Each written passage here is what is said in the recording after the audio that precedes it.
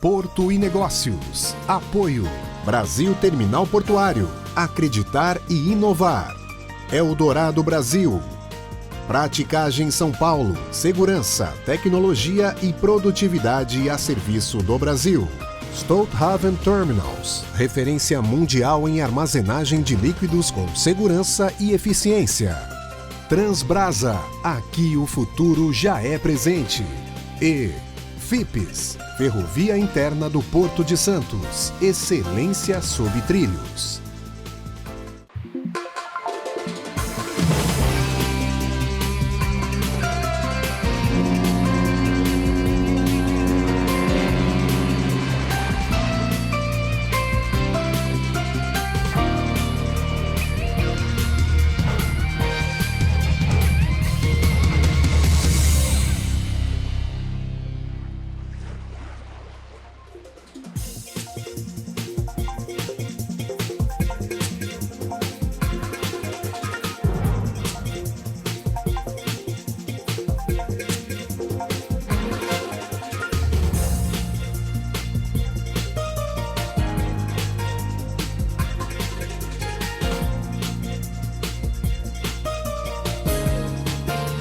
Olá, sejam bem-vindos a mais um Porto Negócios e hoje estamos aqui direto da Anchan, em São Paulo, do Port Performance Summit, um evento do setor portuário que congrega tecnologias, inovação, uma discussão técnica em 2 longos dias com empresas, startups e soluções do nosso setor.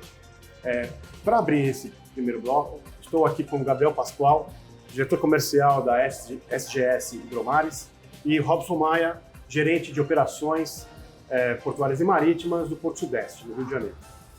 Senhores, a Hidromares recentemente foi adquirida pelo grupo SGS, um longo período aí de transação e finalmente uma nova etapa, né, para a Hidromares, principalmente integrando uma empresa em escala mundial com outros níveis de serviço, né?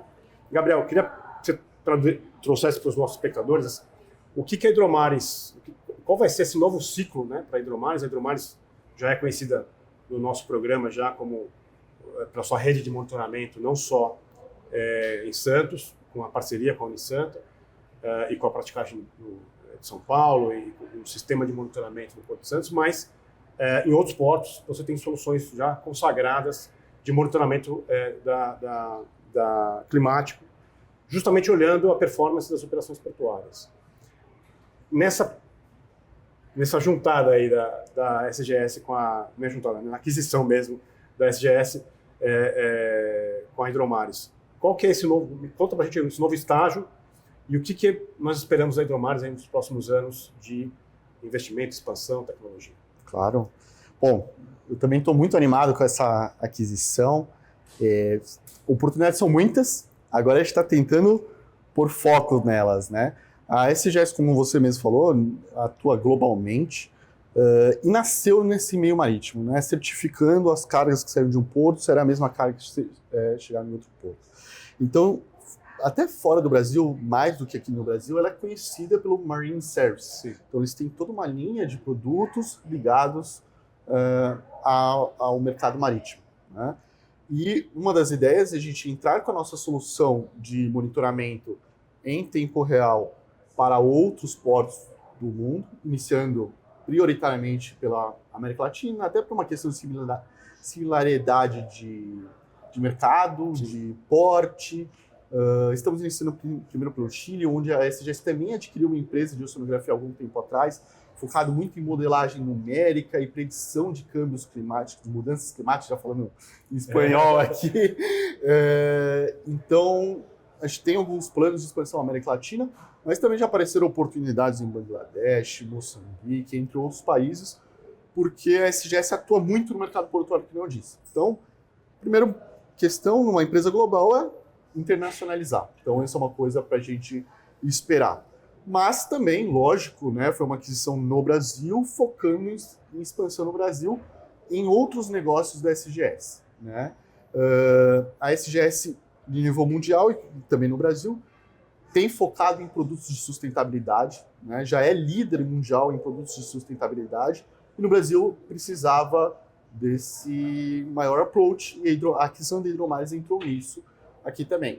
E isso vai desde expansão para outros portos, focar em águas mais interiores também, em reservatórios de hidrelétricas, como também usar as informações ambientais para outros mercados que, não vou falar sofrem, mas que são impactados pelo ambiente. Climáticas. Então, por exemplo, a SGS tem uma linha de Precision Farm que tem tudo a ver com a condição do tempo, né?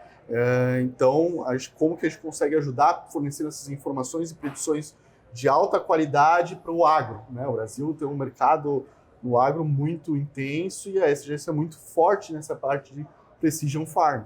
Então, são coisas que a gente vai poder atuar. São mercados que eu, como diretor comercial, não tenho conhecimento, estou acostumado com o mercado portuário, mas com os braços da SGS a gente vai conseguir explorar com os nossos produtos, nossas informações, esse mercado mais interior do Brasil, que já é bem evoluído em muitos casos. No fim, assim, um mundo em que as questões climáticas elas oscilam cada vez mais, você tem um certo nível de previsibilidade para se adaptar, não é nem que você vai evitar o evento climático, mas você se acomodar a ele, se antecipar a ele, é um fato de competitividade no final do dia. Sim.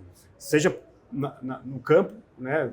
Seja a hora que vai fazer a aplicação do fertilizante, a hora que vai fazer a aplicação do defensivo agrícola, você ter conhecimento desse forecast ambiental, ele obviamente ajuda. No caso portuário, a gente sabe que precisão climática é sinônimo de eficiência na operação portuária.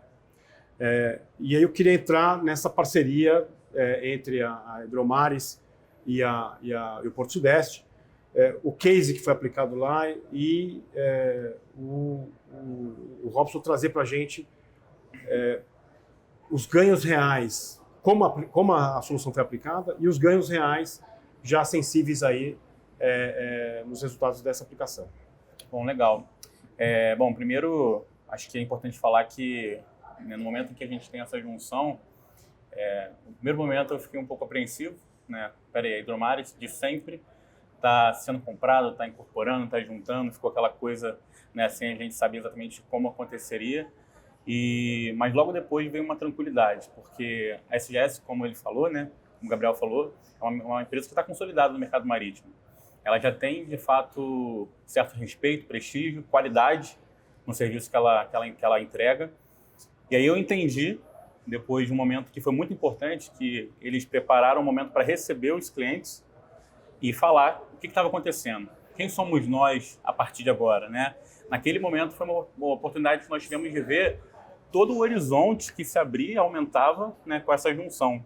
Então eu entendi naquele momento que era uma atualização de sistema para um super sistema, né? A gente tinha já um bom serviço com a Hidromares e aí a gente conseguiu, a partir de agora, ter um horizonte maior. Esse horizonte a gente ainda não encostou em tudo que é possível, mas a gente sabe que existe.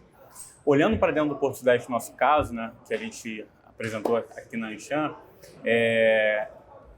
quando nós estávamos nesse processo de evolução do porto, como o porto é um porto novo, tem apenas 10 anos, acabou de fazer 10 anos de operação em agosto, a gente teve muito espaço, a gente teve muito conforto para, na evolução do nosso processo, do volume, encaixar as manobras nos melhores momentos, como eu falei, né, nos estofos de maré, tendo só ali os ventos para a gente ficar mais preocupado, mas a gente já conhecia o comportamento do vento também, já sabia que os piores momentos eram entre agosto, novembro, mais ou menos, mas com o amadurecimento, a vinda do volume para o minério, a transformação do porto em um porto não só mais dedicado ao minério, mas um porto multicarga, que aí veio outros navios tipo, veio o STS, né, como operação desde 2022, a quantidade de manobras aumentou muito. Nesse momento foi a hora que a gente falou, bom, do jeito que a gente faz... A janela de atracação diminuiu agora. Não dá mais para a gente gerar esse conforto para a praticagem, né? A gente vai precisar se desafiar. Como se desafiar sem arriscar? Porque não adianta a gente se desafiar e fora em horários de conforto que a gente sabe que teria ali das questões de estofo, que a maré propõe, sem que seja, de fato, um arriscar com algum prejuízo depois. Porque quando eu arrisco e eu não consigo fazer a manobra, eu tenho... se eu não desmarcar essa manobra com antecedência, eu tenho a desistência pela questão climática, pela questão ambiental, e eu pago a manobra quase que cheia. Então, é um prejuízo muito grande. É mais de 100 mil, para você ter uma noção de valores, é mais de 100 mil reais uma manobra que ela é cancelada pela questão ambiental. Então, a partir daquele momento, a gente conversa com a Hidromares, que já conhecia um pouco do que a gente ia passar, porque a gente vem acompanhando tudo junto, a gente vem conversando como parceiros. Ela fala, olha, eu tenho aqui uma solução que se encaixa e se enquadra, principalmente porque nós temos já uma base de dados muito rica, né? São aí, naquela época eram 8 anos de base de dados, agora a gente tem 10. Então eu consigo gerar, de fato, a partir da nossa inteligência artificial, um entendimento da tua região para você ter mais assertividade na sua tomada de decisão, no seu acompanhamento do dia a dia, no seu monitoramento, no seu acompanhamento do dia a dia, para tomar decisão se eu vou desmarcar, se eu vou marcar, encaixar elas, ainda que não no escopo, encaixar as manobras em momentos que sejam possíveis, né, de acordo com o que o sistema mostra, e aí então a gente passou a conseguir de fato ter um aproveitamento, né, fora desses horários ambientalmente confortáveis, né, que são em maioria os estofos, e a gente conseguiu de fato alavancar, mesmo com uma fila robusta de navios, alavancar a assertividade das manobras, né, de marcar e realmente acontecer no tempo certo no Porto Sudeste. Então, assim, foi muito importante e chegou no momento certo, né, Gabriel? Senão a gente estaria realmente hoje aí passando por algumas dificuldades com relação a praticagem que a ZP15 em específico do Rio de Janeiro, ela é muito exigente, ela é uma praticagem que preza muito pela segurança da navegação, então a gente tem que corresponder muito bem a isso. Eu acho que nesse momento que a gente conseguiu fazer esse passo de desenvolvimento, a gente conseguiu atender bem esse ponto da praticagem e ao mesmo tempo também, né, o nosso interesse do Porto Sudeste. Gabriel, a tecnologia, na verdade, ela é essencial para tomar risco, né? Então, a gente sabe que as praticagens no Brasil têm comportamentos distintos, né? Você tem praticagens que evitam manobra e praticagens que, não, vamos fazer a manobra, né? Mas, no final, a tua solução, né, e qualquer solução tecnológica que dê apoio à decisão, ela dá apoio, seja numa praticagem mais conservadora, numa eventual mega, né, de manobra, falando, não dá para fazer a manobra, e numa outra, de eventualmente até performar mais a manobra e fazer mais manobras no mesmo período de tempo. Esse olhar clínico, né, comercial, entendendo que não só a Hidromares ganha, né, vendendo a sua solução, mas o Porto ganha porque ele maximiza a sua capacidade operacional. A praticagem ganha porque ela faz mais manobras por dia.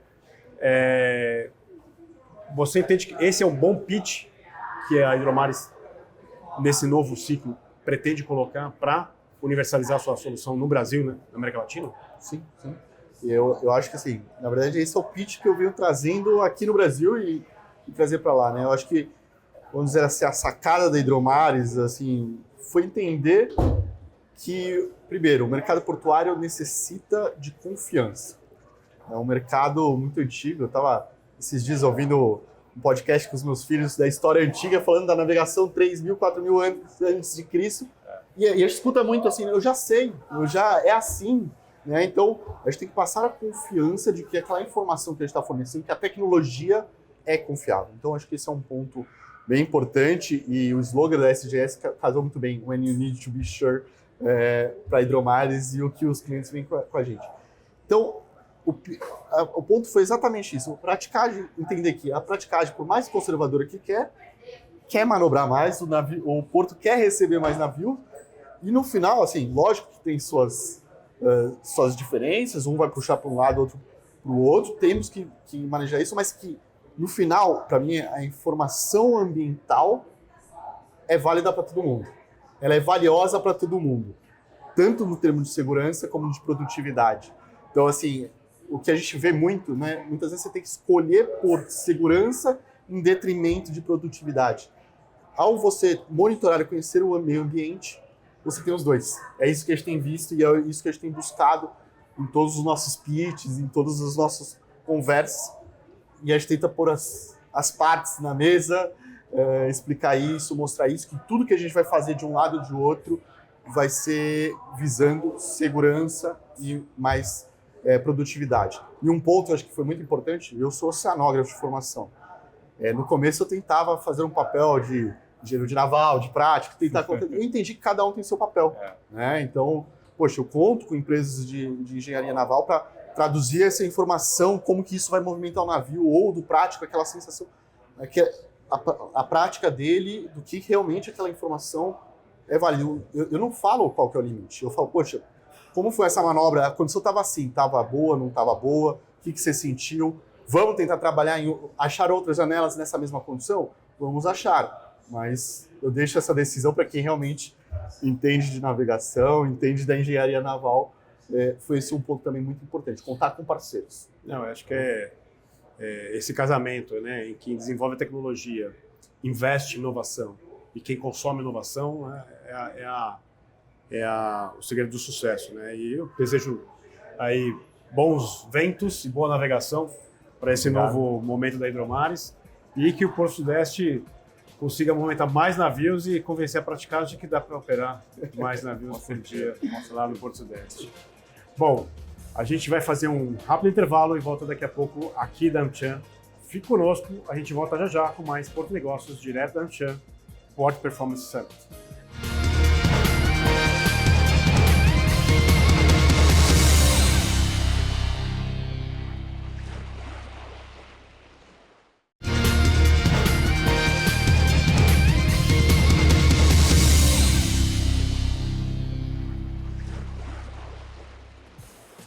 Olá, estamos de volta no segundo bloco do Porto Negócios e hoje estou aqui, direto da AmCham, em São Paulo, no Port Performance Summit. E quem está comigo agora é Ricardo Miranda, diretor de tecnologia da Santos Brasil. Eu tive a honra de tê-lo no estúdio quando você assumiu a posição lá na Santos Brasil e a ideia, obviamente, num evento de tecnologia e inovação, tê-lo aqui conosco, aqui no programa, para falar desses 3 anos aí e do futuro da Santos Brasil nessa temática tão importante que é a tecnologia e inovação. Ricardo, eu tive a oportunidade de estar no terminal, a gente olhar a eletrificação dos RTGs, hoje já operando de forma remota. A Santos Brasil é um terminal que olha para a sustentabilidade com mais carinho e a gente sabe que tecnologia e inovação está associado a esse tema. Não só me restringindo à sustentabilidade, mas olhando para a questão do negócio, da operação do porto, do desempenho portuário, o que se desenvolveu recentemente na Santos Brasil em termos de inovação e tecnologia e nos temas que a gente está discutindo aqui, nesses 2 dias de trocas de informações, palestras, painéis, debates, a Santos Brasil está aprontando aí no mercado para os próximos anos. Primeiro, obrigado pelo esse chamamento dessa conversa, sempre um prazer estar com vocês. Tem muita coisa acontecendo, né? A gente percebe aqui nas conversas de todo mundo buscando produtividade, o tema de dados cada vez mais forte, vários portos em expansão. A Santos Brasil também é um porto que está muito em expansão, a gente tem uma crescente de volume muito grande, quer dizer, a gente tem um plano para chegar a 3 milhões de TEUs. Junto tem um processo de eletrificação que já começou. Dos 47 RTGs que a gente tem no pátio, 8 já são eletrificados, mais 8 estão encomendados, chegam no final desse ano. Alguns mais nos próximos anos, então até 2031 a gente pretende ter uma eletrificação dos pátios por completo. Em paralelo a isso, quando a gente fala de sustentabilidade, a gente já está trocando a parte dos terminal trucks que eram de combustíveis fósseis para gás. Planos também de ter shore power no cais para fornecimento de energia enquanto os navios estão atracados. Então, assim, tem muita coisa acontecendo, né? E esse evento aqui é bastante importante. Então, a gente percebe, a grande maioria das pessoas que estão aqui são de tecnologia ou de operação.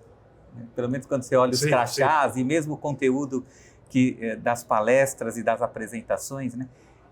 Então, cada vez mais, né, isso não é novidade para ninguém, tecnologia e operação anda junto cada vez mais. Né? Então, essa busca de produtividade, crescimento de volume, né? Sustentabilidade, é alguma coisa cotidiana para nós. E se fala muito, né? Eu participei do primeiro painel do evento, e o painel fechou com uma palavrinha que hoje está chacoalhando o mercado inteiro, inclusive as pessoas nas suas vidas pessoais, né? A inteligência artificial, ela veio para mudar a relação do homem com a máquina e com o tempo. Eu digo com o tempo. Acho que mais do que com a máquina, com o tempo. Porque a gente já é dependente, né, do celular. Mas hoje, mais ainda, utilizar as ferramentas de IA para gestão do tempo, eu acho que é algo que é inerente. Eu acho que todo mundo já percebeu isso. Uma boa gestão de IA, obviamente.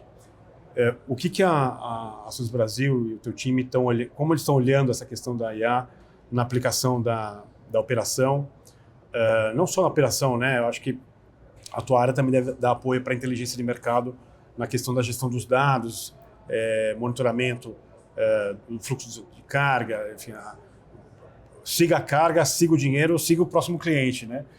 Como é que vocês estão usando a IA nas soluções na Asus Brasil? A nossa apresentação aqui foi até sobre cultura de dados, né? A gente evoluiu muito nesse meio, que começa desde uma base de tecnologia, uma governança, até uma democratização disso. Não dá para falar de IA sem dado, que é a matéria-prima, né? O que obrigatoriamente você tem que ter.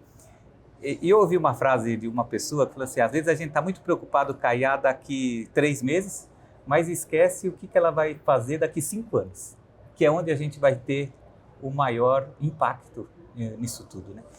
Então a gente tem várias soluções, vários jeitos de olhar a IA.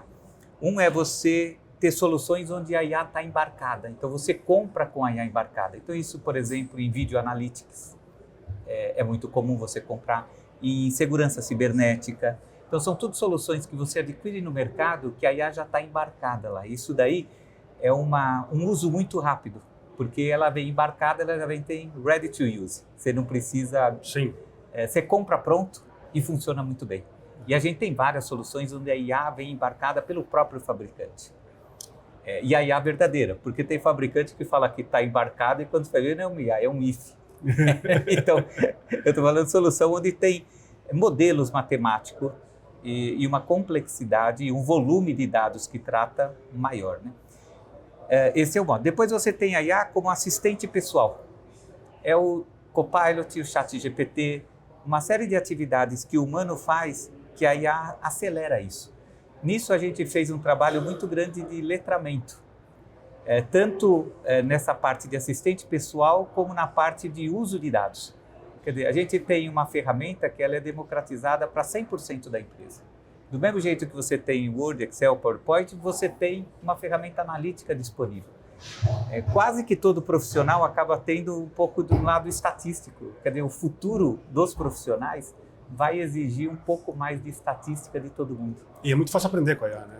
É fácil de aprender e as ferramentas hoje, não é que você precisa ser um estatístico nativo, formado, letrado, que você tem que escolher o melhor modelo conforme a base de dados que você tem, conforme a predição que você quer fazer.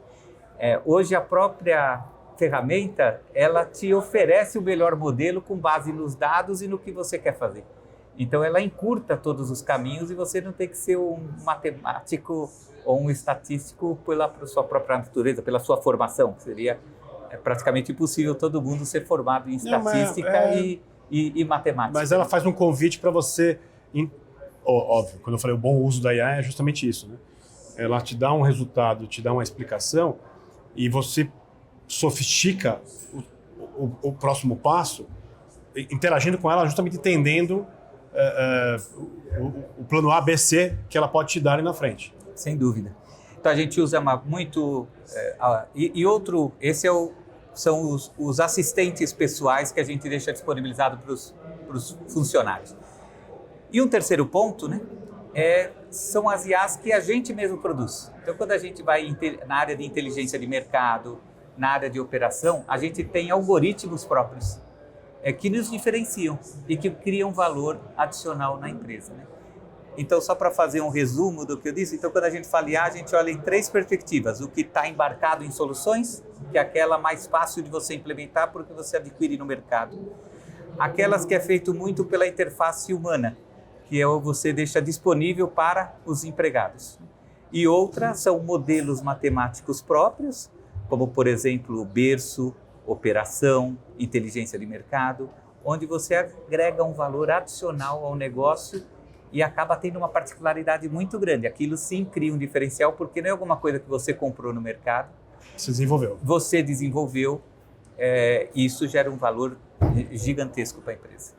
Tem muitas startups que a gente tem relação e é importante o nosso espectador entender que existe uma grande diferença entre IA e você fazer sistemas preditivos, baseados em histórico. Né? Ele vai olhar o histórico e vai dizer, eu tenho essas informações eu leio, eu estou dizendo que vai nesse caminho. A IA também é preditiva. Mas com nível de algoritmo mais complexo. Não só o algoritmo mais complexo, mas com uma base de informação para fazer correlação e profundidade histórica num patamar mais elevado. Né? Então, porque senão vira um if, né? Senão fica um negócio muito simplista. Né? Então a gente encara a IA sobre essas 3 óticas. Né? E a gente tem avançado bem nas 3. Tanto adquirindo, como dando ferramental para os funcionários, como fazendo algoritmos complexos, sofisticados, para a nossa operação ser mais produtiva e aumentar a rentabilidade. Dos desafios operacionais de um terminal de container é justamente a economia de movimento. Sim. Né? A gente sabe que quando entra um 366 carregado, ou não precisa ser um 366, um 354 carregado, você normalmente derruba ali uma consignação alta e não tem muito tempo para você fazer uma gestão de onde coloca cada container. Derruba ali e depois a gente... Principalmente porque existe ainda um terceiro... Uma movimentação de segunda ordem, que é a movimentação dos containers que vão para as retroáreas. Vocês já desenvolveram soluções para diminuir esses moves dentro do terminal e já coordenar isso com o ship to shore, né, o portainer, o equipamento de costado, com o tractor, com o RTG, enfim, essa dança harmônica, essa sinfonia harmônica, já tem aplicações aí com IA ajudando vocês a performar o pátio? A gente sempre briga contra o movimento improdutivo, né? O movimento improdutivo ninguém quer. E a gente sabe muito bem a correria que é toda vez que um navio atraca. Né? Ele atraca já com o relógio no pescoço, literalmente falando. Né? Você tem que tirá-lo logo. E quando pega um navio grande, são mais de 7 mil movimentos. Né? Então você tem que começar na correria. E a organização do pátio é um elemento chave para você poder ter essa prestação, essa velocidade, tanto de carga quanto de descarga. Né? Eu diria para você assim, a gente fez muita coisa, mas isso não significa que a gente está num estágio ideal. A gente ainda consegue melhorar essa questão de redução de movimento produtivo, aplicando IA, em linha com todo o planejamento que a gente tem do navio, considerando até uma precisão que a gente consegue ter dele da hora que ele vai conseguir atracar. E aí tudo isso puxa por trás também o número de ternos que estão envolvidos na operação, que é o conjunto de máquinas e pessoas que vão estar envolvidas. Então é um carrossel complexo. Sim. E quando você fala de ocupação de pátio, isso também é mais um componente que te gera uma complexidade maior. Quer dizer, quando o pátio está mais esvaziado, você tem mais facilidade de fazer isso. Quando o pátio está num nível um pouco mais elevado, esse teu mecanismo fica um pouco mais complexo de se fazer. Mas a gente tem uma boa assertividade, não existe um pouco assim, tira e põe onde dá e depois eu realoco. Não, ele vai para o lugar certo.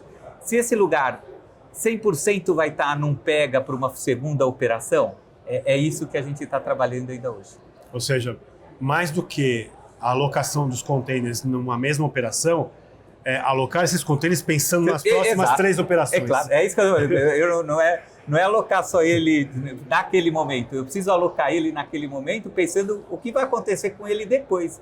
E aí que entra a predição. Quer dizer, esse cliente, essa carga, O tempo que ele deixa esse container dentro do terminal? O tempo que fica nesse terminal, a probabilidade da liberação dessa carga é rápida, é demorada. Então, tudo isso entra no algoritmo para a gente tentar identificar no pátio qual é a melhor localização que ele vai. Para justamente evitar movimento produtivo na saída dele, né? Na saída da quadra, né? Seja para um outro navio, no caso de transbordo, ou seja para o rodoviário.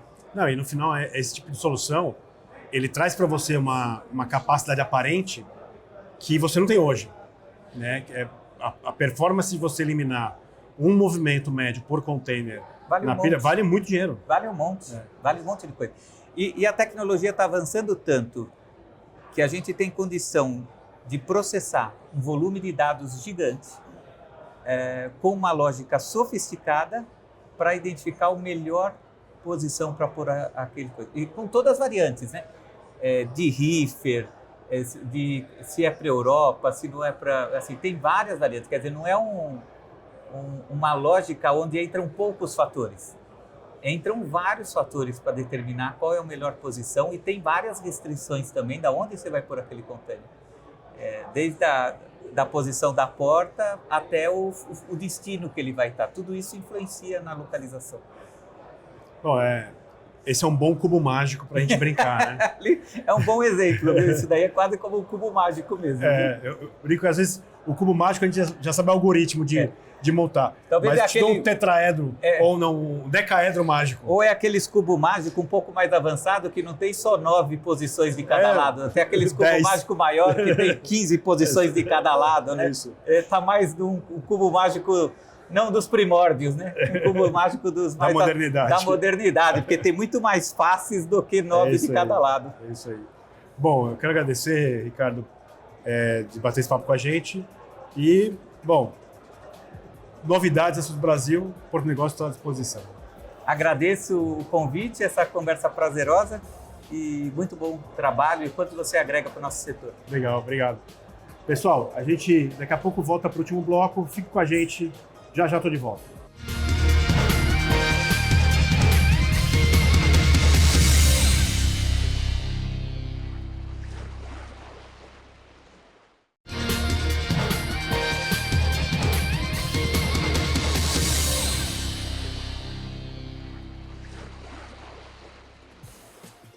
Olá, estamos de volta e fiquem agora com o Momento Arbitra e Angelino Caputo. Momento Arbitra. Olá, pessoal! Ao longo dos últimos 5 anos, o Porto Hack Santos foi crescendo, se reinventando e acabou virando o maior evento de inovação aberta do setor portuário, que vai até a fase de entregar um protótipo. Neste ano, com o tema Porto Universidade, a gente na Arbitra deu mais um passo na inovação.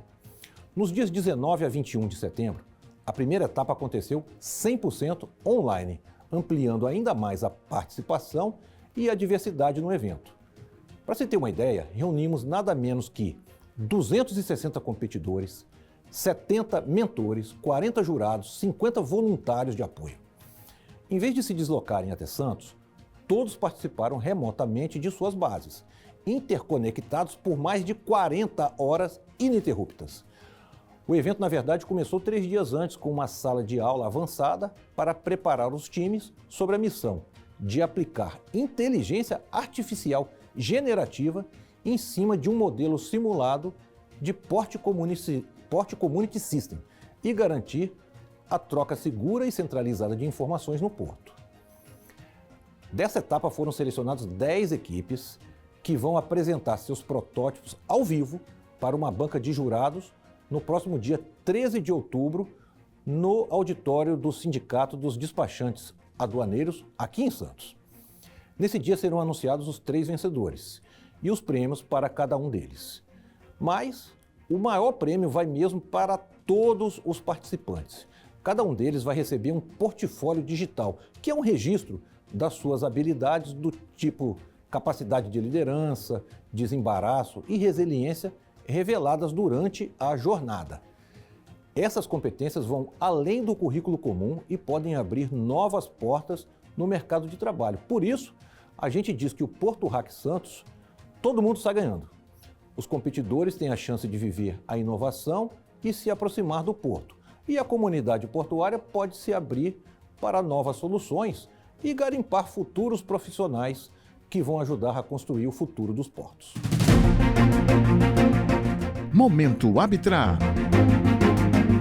Olá, estamos de volta aqui, direto da Anshan, do Port Performance Summit. E para fechar esse programa, estou aqui com Tetsu Koike, diretor de inovação do Ministério de Portos. Uma posição, um cavaleiro paladino da inovação, né, Tetsu? Eu conheço o Tetsu há quanto tempo? Desde 2012, 2011, por aí. E, Tetsu, você está com uma missão aí, uma maratona que a gente falou, né, tocando um projeto de inovação em todos os portos e obviamente, ser um interlocutor do governo federal com os portos para a propagação das políticas de inovação no setor e, obviamente, trocas de experiências no setor portuário. Como tem sido a atuação do Ministério nessa agenda e o leque de como o Ministério hoje enxerga a inovação, né? Porque todo mundo acha que inovação é só uma linha de código ou um gadget, um brinquedinho, e esquece que inovação tem um espectro amplo na concepção da gestão. Tetsu, primeiramente, obrigado pela oportunidade de estarmos aqui. É sempre uma satisfação falar de inovação, né, falar do que a gente precisa desenvolver para os nossos portos. Então, olha só, pela primeira vez, o nosso Ministério de Portos tem uma diretoria dedicada ao tema inovação. Porque até então, e continua, a gente tem uma diretoria de modernização portuária. Agora, entre nós, né, que gostamos de inovação, você acha que essa palavra modernização, ela expressa o que o conceito de inovação carrega? Eu acho difícil, né? Então, olha só, a nossa missão é, de fato, criar uma cultura de inovação no nosso sistema portuário. Porque hoje a gente tem ilhas de excelência, você pega uma Santos Brasil, uma BTP, cara, o pessoal inova sempre, tem orçamento para inovação, equipe, tem tudo isso, processo, mas isso é isolado. É aquela empresa, né? Então, o que a gente está querendo fazer é, por que não todo o sistema ter essa mesma experiência, né, ter essa caminhada, essa jornada de inovação? Então, a gente está fazendo várias ações. A mais importante, que é estruturante, é o programa Navegue Simples, que busca desburocratizar, inovar e simplificar outorgas portuárias, porque a atividade portuária é uma atividade que é de competência da União, do poder público, e ela, então, permite ao privado de explorar. Pois bem, como é que a gente consegue inovar isso? Esse é o carro-chefe. Agora, dentro disso, a gente montou um GT, um grupo técnico, chamado Grupo Técnico de Inovação, que aí sim a gente vai fazer uma política nacional para a inovação do sistema portuário brasileiro, né? Então, como atividade subsidiária ou complementar, estamos com essas caravanas de inovação portuária, fomos ao Recife, Salvador, São Luís do Maranhão, Fortaleza, vamos ao Rio, agora no próximo dia 15 de outubro, então já convido desde já, né, você e todos os amigos, e em Santos, para fechar o ano, dia 9 de dezembro, estaremos lá em Santos com a caravana. E a caravana, ela chama quem? Tanto quem é do setor portuário, mas principalmente quem é de fora do setor, mas que trabalha com PDI e CIT, Pesquisa, Desenvolvimento e Inovação, Ciência e Tecnologia. Então a galera da FINEP, Ministério da Ciência e Tecnologia, a galera da Embrapi, a BDI, o pessoal do INPI, que trata de propriedade industrial, que é o pessoal que atende todos os setores econômicos que mexem com inovação. E Técio, acredite se quiser, os portos estão 30 anos atrasados nessas políticas. Pessoal, olha só, setor de petróleo e gás, energia elétrica, infraestrutura rodoviária já possui mecanismos de fomento à inovação. Obrigatório. Obrigatório, de lei, que tem que aplicar todo ano, a parte do faturamento. A gente não tem nada. A nossa lei de portos, né? 12.815, para ficar bem entendido, tá, galera? Não tem a palavra inovação, não tem desenvolvimento tecnológico, não tem P&D, não tem nada. Então, assim, a gente está muito atrasado. Então, o papel do Ministério é fomentar essa cultura através da formulação de política pública. Investimento, a gente vai buscar, junto, inserir os portos no Sistema Nacional de CIT, onde estão os instrumentos, participar de editais, ir atrás de subvenção econômica, fazer tudo. Porque a gente não participa, cara. É impressionante. Um edital da FINEP, Técio, é 3 bilhões, 4 bilhões, 2 bilhões. Por que a gente não pode, como portos, participar disso?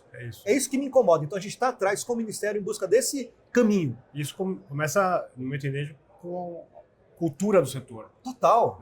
E assim, e apesar dos portos estarem atrasados com essas políticas que outros setores já estão há décadas, né, operando, Às vezes, eu consegui entrar num projeto para desenvolver transporte hidroviário com recursos de energia do reservatório. É disso que eu estou falando. Né? Então, no setor portuário, e o setor portuário gera muito dinheiro para poder investir. Mudar a cultura. A gente sabe que tem muita gente no nosso setor que tem a cultura da inovação. Sim. E é como você falou, você tem nichos isolados no setor, empresas, algumas autoridades portuárias estão na vanguarda, grande parte está no setor privado. Você falou da atual lei. Hoje nós estamos aí com o PL em andamento, discussão. Isso. Quem está advogando a favor da inovação aí nesse novo marco regulatório que está sendo discutido no Congresso? Obrigado pela pergunta. Bacana. Olha só, desde o relatório da Comissão Especial, eles já colocaram no relatório inovação e desenvolvimento tecnológico. Então, quando o PL foi criado com base no relatório, ele já levou essas palavras que estão lá dentro. Então, se ninguém mexer mais, segue, funciona, tá? Então, todas as associações representativas do setor portuário, né, o pessoal que se interessa pelo setor, eles veem com bons olhos a manutenção desses dispositivos legais que poderão transformar definitivamente o setor portuário. Agora, esse PL, que é o PL 733 de 2025, ele não tem um mecanismo de financiamento. Ele tem como princípio, diretriz, é bacana e é importante que você faça inovação e desenvolva tecnologicamente. Legal, mas cadê o dinheiro? Então, o que seria o complemento que a gente poderia pensar em colocar? Uma parte X do faturamento, da outorga, da tarifa portuária, sei lá, destinada para os portos. Sem que esse dinheiro tenha que passar por Brasília. Ele vai direto para a aplicação definitiva do projeto. Eu acho que o próprio recurso, um percentual da outorga, que hoje já está indo para os portos, pois já pode ser carimbado para a inovação. Exato, é isso. Inclusive autorização para TUP. O cara que faz projeto de TUP, que é totalmente privado, uma parte do projeto do CAPEX dele pode ser também destinado a P&D e a inovação. Sim. A gente está no evento que discute, obviamente, inovação e tecnologia, né? Se consagrou aí no mercado de eventos e você é um grande entusiasta nós somos, né? Entusiastas do Port Performance Summit. Na tua leitura, eventos como esse, né? E quem advoga a inovação, o que a gente pode fazer mais do que já está sendo feito, como esse evento, para que a inovação seja não só no DNA, mas esteja lá intrinsecamente nas pessoas e no nosso setor portuário? Muito boa sua questão, sua pergunta. É o seguinte, os eventos são fundamentais. Então a gente tem que fazer todo ano eventos como o Port Performance, né, Summit, e quem sabe outros similares, não tem problema. Agora, o que a gente vê muito nos eventos?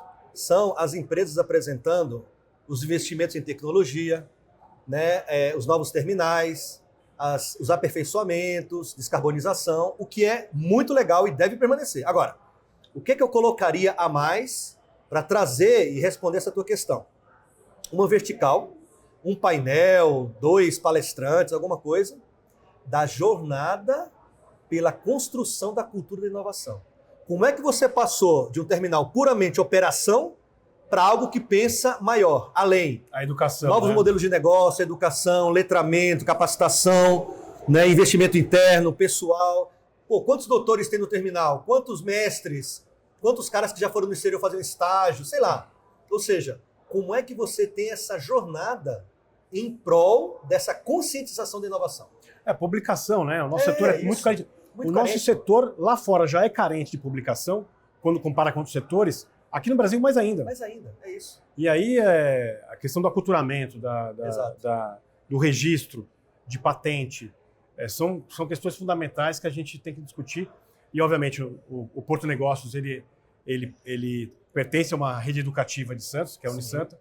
A Unisanta é uma universidade de referência em inovação nacionalmente. Sim. Ela está entre as 10 faculdades com maior índice no ranking do MEC nas políticas de inovação. E a gente fica feliz de participar disso, né? De entender que inovação não é só linha de código e equipamento, inovação na governança, na gestão, essa frente, e eu vejo você falando nos eventos de uma forma super entusiasmada, Sim. praticamente assim, eu acho que se encontrou nessa maratona da inovação. Que tipo de mensagem você pode dar para o nosso espectador, que é a mensagem do corpo técnico do Ministério, porque a gente sabe que o Ministério de Portos, independente dos governos, você tem um corpo técnico que fica ali no Ministério, dando suporte, obviamente, para os governos, mas quem faz, de fato, política de Estado são os técnicos que estão no Ministério. Como é que você enxerga esse trabalho que você está desenvolvendo hoje, daqui 3, 4, 5 anos? A mensagem, Técio, é a seguinte, eu vou olhar bem direto para vocês que estão nos assistindo. Inovar é preciso. Então a frase é: Portos, inovar é preciso. E nós, do Ministério, a gente está tendo a oportunidade agora de desenvolver um trabalho que é de longa monta, de longo prazo. Essas coisas não se fazem em 3, 4 anos. A gente tem que continuar desenvolvendo, porque é uma curva de aprendizagem. A gente conta com vocês nessa caminhada. Cara, você sempre foi um cara super rompedor, de ideias, de propostas, de projetos, de buscar, de correr de atrás. A gente precisa disso. Porque, pessoal, olha só, a gente está vivendo um momento muito propício. A gente tem lei de mercado de carbono no Brasil, lei de hidrogênio verde, lei de eólica offshore, lei de programa de aceleração da transição energética. Já temos vários instrumentos para P&D que já estão funcionando, fundo setorial. Por que os portos não se inserem nisso, cara? O offshore, né? É isso, tá? Então, o porto não é só o porto multicargas, pessoal. Hoje, o porto tem que ser multimolécula, multinegócio. O porto tem que ser mais uma plataforma girante de novos negócios, de descarbonização, de adaptação à mudança do clima, de tudo que está acontecendo agora. Então, assim, é outro patamar, e é disso que a gente está falando. Eu acho que você traduziu aqui a mensagem que está sendo conduzida no evento, e fico feliz que a agenda de inovação é prioridade aí no Ministério, conduzida por você, e o Porto Negócio está à disposição para a gente veicular e divulgar projetos de inovação, políticas de inovação, e está no nosso sangue aqui. A gente diz, eu e a Nathalie, que o propósito do nosso programa é formar e informar, e obviamente a inovação está nessa equação. Obrigado, Técio, pelo seu tempo. Obrigado a você, a Porto Negócio, e um grande abraço a todos. Bom, gente, a gente fica por aqui e espero você no próxima quinta-feira aqui no Porto Negócio.